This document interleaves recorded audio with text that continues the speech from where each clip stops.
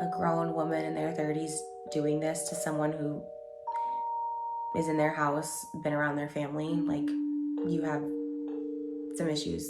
It's a sickness. Why isn't Colleen Ballinger getting charged with anything? Actually, I don't know. In accordance with 18 U.S.C. 1470, Section 1470 of Title 18 United States Code prohibits any individual from knowingly transferring or attempting to transfer obscene matter using the U.S. mail or any means or facility of interstate or foreign commerce to a minor under 16 years of age. Convicted offenders face fines and imprisonment for up to 10 years. Trisha Paytas is finally speaking out about the allegations against one of her close friends and recent podcast partner, Colleen Ballinger, after Colleen was accused of forming inappropriate personal relationships with teenagers and accused of grooming them. Over this past month, multiple longtime fans of Colleen came forward expressing that the 36-year-old woman maintained uncomfortably close relationships with them when they were teens, even accusing her of grooming them. Apart from Adam, there have also been other victims that have slowly been coming forward with their stories. April Cordo-Keough has released an article that she wrote about her time in the writer's room for the show Haters Back Off. And somehow it's even worse than I thought it was going to be.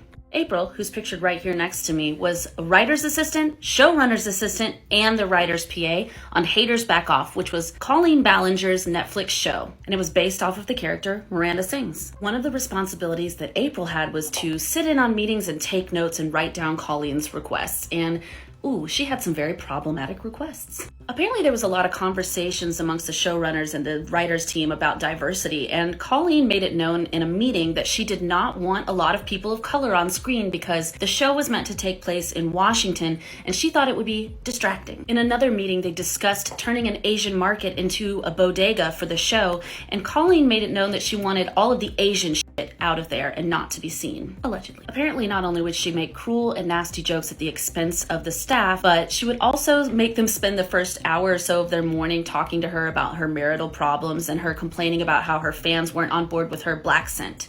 But then, right below me here is an awful story. She says, I recall overhearing her once brag that a creator was being canceled for saying the N-word. And if you think she went with N-word instead of hitting that hard R, then you haven't been paying attention, and that she would never be stupid enough to get caught doing something like that. Girl, what?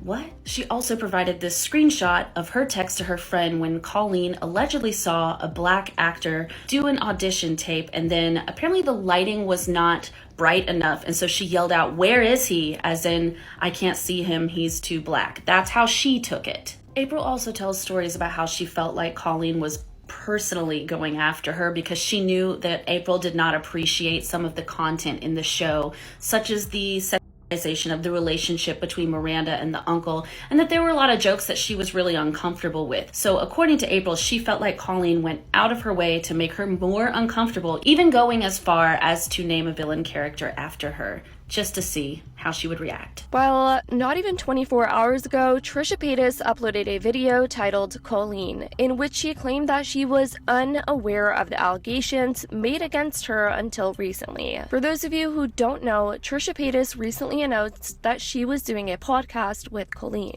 This podcast was actually announced recently, and it seems like the channel is now wiped out of content, and the profile picture is also removed. But Trisha had a lot to say in this video, you guys. She expressed her strong disapproval of the texts in a video uploaded to a YouTube video on Monday. Now, the way Trisha particularly was tied into this was she was involved in a story where a former fan of Colleen came forward and said he had allegedly received inappropriate photos of Trisha Paytas while he was a minor. Johnny just dropped irrefutable proof of Colleen greeting him with sending Trisha's naked body. He also just posted proof of Colleen having these viewing parties of Trisha Paytas' naked body. Here's her starting a conversation, saying that new picture of you is cute. Johnny goes, I swear to God if it's Trisha, and then sends Trisha's body. Here is a picture that Colleen sent to Johnny of the literal party of them viewing Trisha. That's Trisha!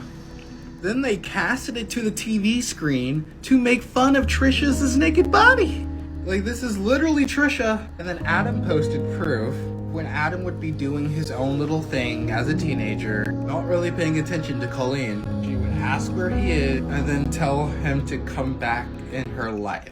Trisha clarified that the Images were behind a paywall on her websites, meaning users had to be 18 years old on OF to access them. However, without Trisha Paytas' consent or knowledge, Colleen had allegedly sent this explicit content to her fans, including one who was a minor. Now Trisha is denouncing her friendship with Colleen, and that she doesn't exist to her anymore. I will never speak on Colleen again. She just does not exist to me anymore.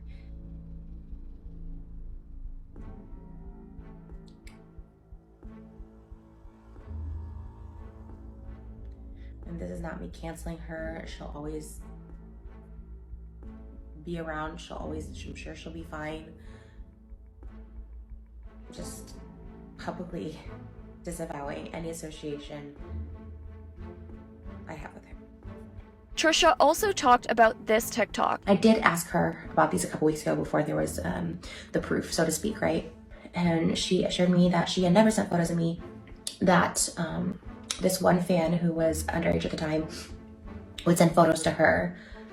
She's like, no, he was a fan, he sent photos to me, and he was obsessed with you.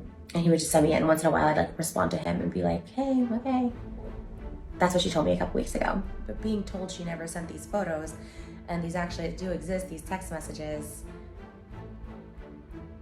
I feel like super disrespected, and at least be honest about it, to like show some accountability, show like, yeah, that was stupid, that was immature, or whatever. She was also shocked about Colleen's response video and just disgusted with everything that has been coming out about her all around. A grown woman in their 30s doing this to someone who is in their house, been around their family, like, you have some issues. It's a sickness. But I don't stand by her. I'm embarrassed to be associated with her. I'm embarrassed for the fans that she messaged those to. Anyways, guys, this has been Trisha Paytas' long-awaited response video. I definitely want to know what you guys think in the comments down below. I love you guys so much, and as always, I'll see y'all in the next video.